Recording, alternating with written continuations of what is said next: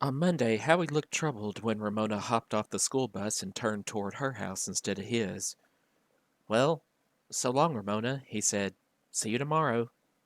Have fun with your uncle, said Ramona, and walked down Clickitat Street to the Quimby house, where she found the hidden key, let herself in the back door, washed her hands, ate an apple, put the core in the garbage, changed from school clothes into old jeans and a t-shirt, and sat down on the couch to read.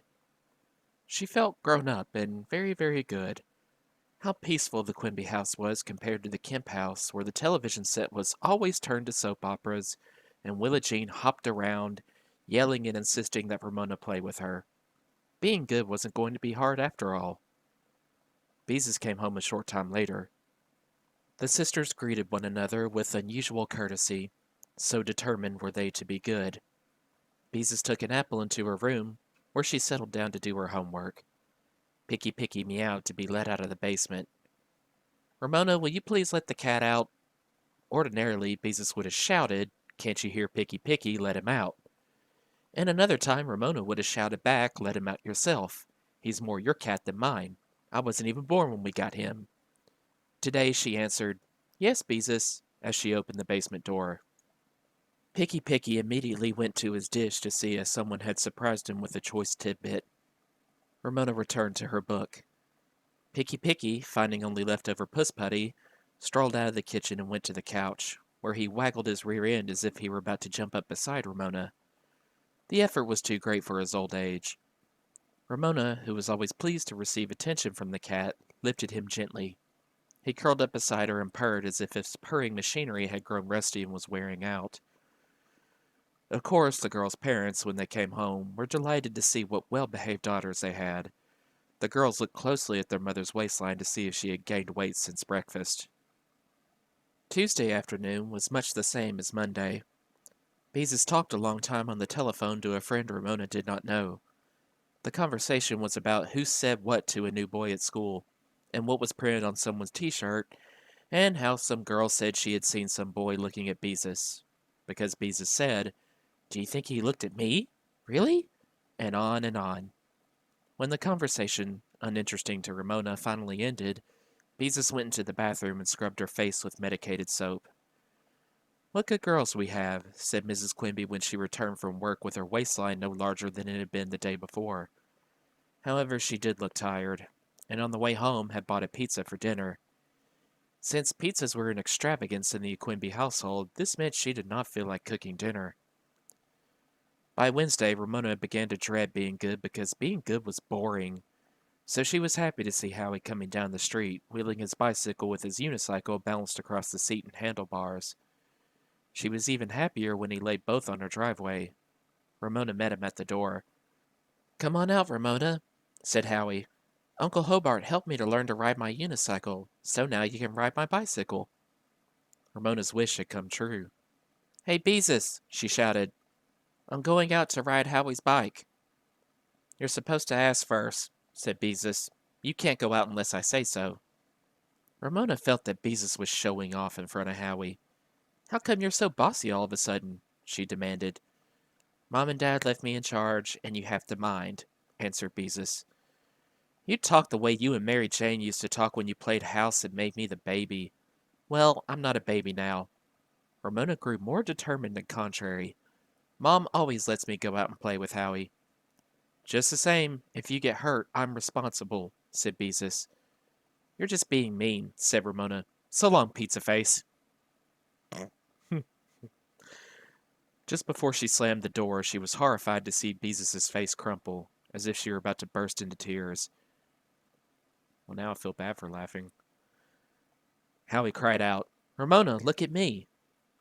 Ramona watched Howie mount his unicycle and ride it to the corner and back, but as she watched, she felt puzzled and uncomfortable. She had made Beezus unhappy, but why? She did not understand. She had called Beezus Pie Face many times without upsetting her. What was so different about Pizza Face? She happened to think of it because they had eaten pizza the night before, and pizza was a sort of pie. Good work, Howie, said Ramona when he had ridden to the corner and back a second time. But what about me? She thought, still worrying about Beezus. I can't spend the rest of my life sitting on a couch being good. Come on, ride my bike, said Howie. Let's see if we can make it around the block. Ramona raised Howie's bicycle and made sure one pedal was high and the other low so she could have a good start, mounted, and rode wobbling down the sidewalk. Atta girl, Ramona, said Howie, seating himself on his unicycle and pedaling ahead of her. Ramona wobbled along after him, and as she wobbled, she worried. What was Beezus going to say to their mother and father? Would she have to go back to the Kemps? By the time Ramona reached the corner, she was less wobbly. She even managed to turn the corner without tipping over. She began to pedal faster. Now she was really riding, filled with joy, as if she were flying. Ramona passed Howie. She stood up on the pedals to go faster.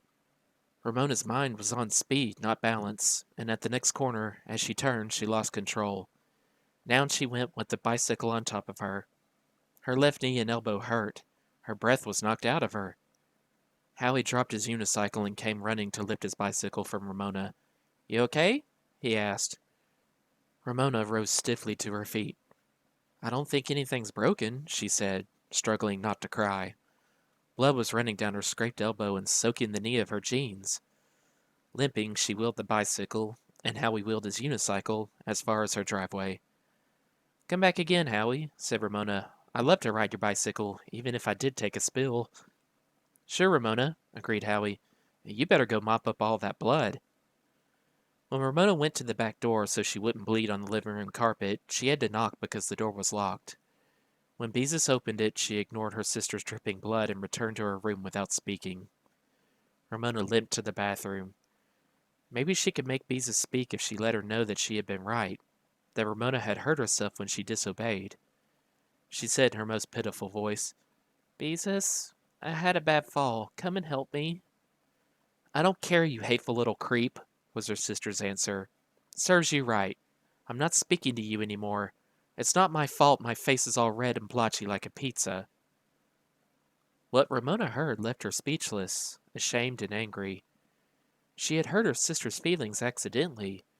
Beezus had hurt hers on purpose, and she didn't even care that Ramona was dripping blood. She was probably glad. Bossy old Beezus. Ramona washed her own knee and elbow, sprayed them with disinfectant, plastered them with band-aids, and changed into clean jeans and a long-sleeved blouse to hide her wounds.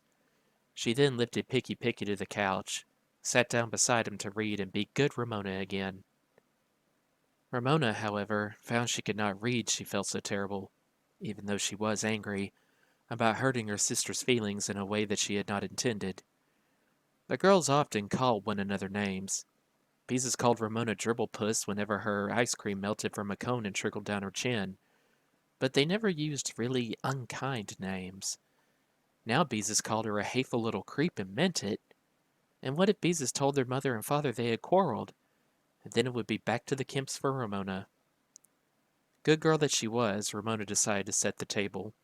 She heard Beezus go into the bathroom and wash her face before coming into the kitchen. Picky managed to get down from the couch and follow her, in case she decided to feed him. Beezus scrubbed 4 potatoes and put them in the oven to bake. Then she picked up the cat, hugged and petted him. Nice Picky, she said so Ramona could hear. This, of course, meant that Ramona was not nice. However, when their parents came home, Beezus acted as if nothing had happened. And so did Ramona, except they both talked to their mother and father but not to one another. Ramona thought that maybe the white uniform her mother wore to work in the doctor's office looked tighter at the waist. Perhaps it had shrunk, or last night's pizza had been fattening, or maybe Beezus was right. She was going to have a baby. As the family was about to sit down to dinner, the telephone rang, and since Mrs. Quimby happened to be standing near it, she answered. Oh, I'm fine, she said. Ramona wanted to look at Beezus. However, they were not only not speaking, they were not looking. She listened intently to their mother's side of the telephone conversation. Mrs. Quimby was smiling. Yes. Yes, of course. I think it's a great idea. No, it doesn't hurt to try, so go ahead. It sounds like fun. Let me know how it turns out. What sounds like fun? Demanded Ramona and Beezus at the same time.